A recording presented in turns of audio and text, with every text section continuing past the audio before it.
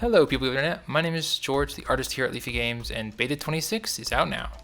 This update includes an upgrade to the core game engine, as well as various plugins. We've added 3 new additional starting ships, all with their unique systems and various new ship components. In addition, we've made multiple improvements to VR support, some quality of life changes, and some other fixes. This update is the first time that we've added 3 new starting ships simultaneously. Each one of these new ships was crafted with the goal of making them a unique experience. The first ship that we'll talk about is the Nomad 5, produced by Sun Circular Industries. This ship is a civilian vessel and wasn't built with heavy combat in mind. Crews who begin in this ship have no faction. They start at Chaos Level 3 and have subpar ship components, making this ship challenging for players, especially early on. The idea behind this ship was to give crews a more frantic experience, to hopefully illustrate what it might be like for a simple civilian crew to try and survive in a chaotic galaxy.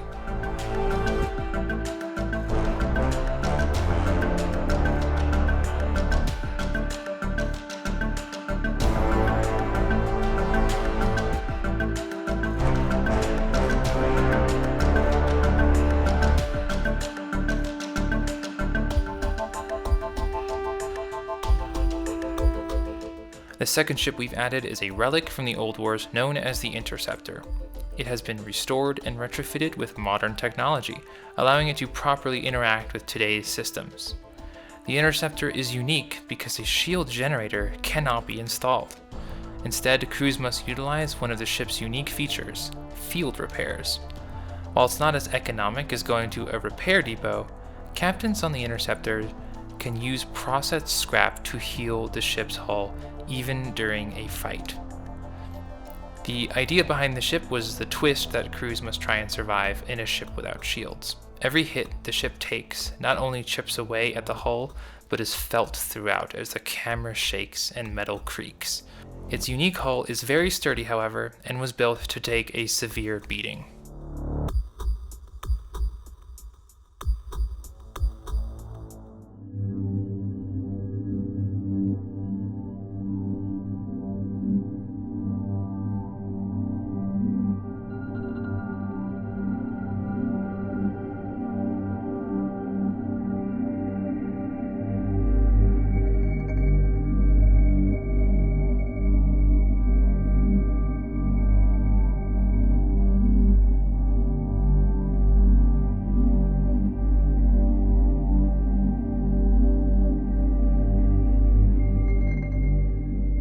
The third ship that we're adding in this update is also a relic from the Old Wars, only it was a ship on the opposite side of the battle.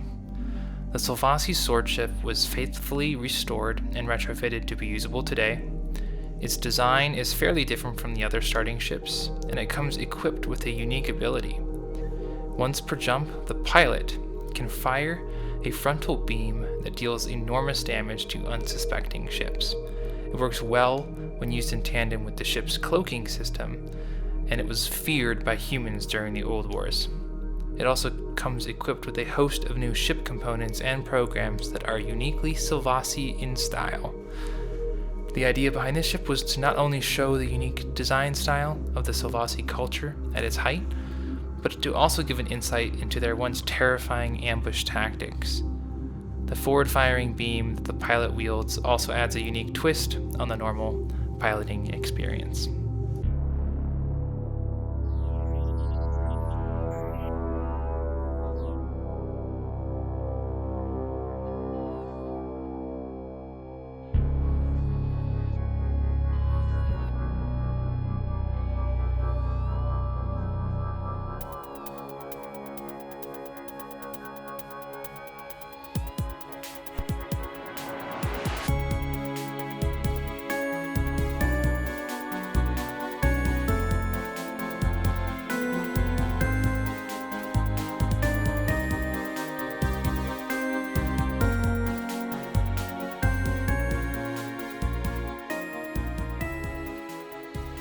This update also adds various improvements to VR support. While there are still some rough edges, we've tried to take your feedback and our own experience playing the game to improve upon the usability and comfort. Some of the bigger changes we've made are to many of the interactive menus while playing the game, movement controls, and piloting.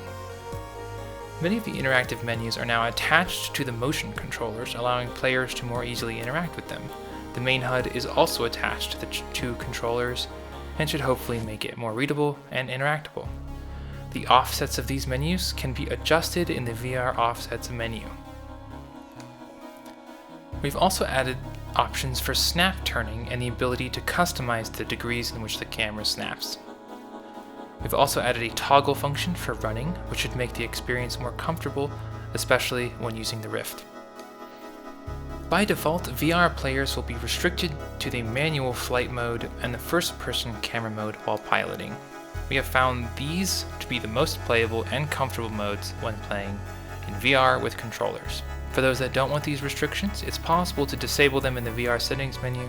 Just keep in mind that we don't recommend playing with those restrictions turned off, and that our tweaks to the VR controls have been made with those restrictions in mind.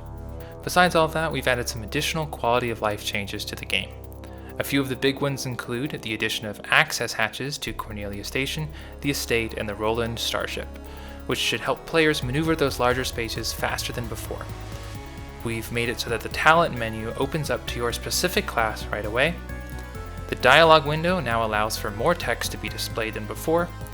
And finally, the computer screen now shows which programs are currently active. We've also done a number of other additions and improvements, which you can read more about in the release notes. And finally, this update, it has taken a lot longer than we originally anticipated, and we apologize for that. We hope the new stuff makes up for the wait. And as always, thank you so much for watching. Thank you for your time. Please let us know what you think. Have a great one.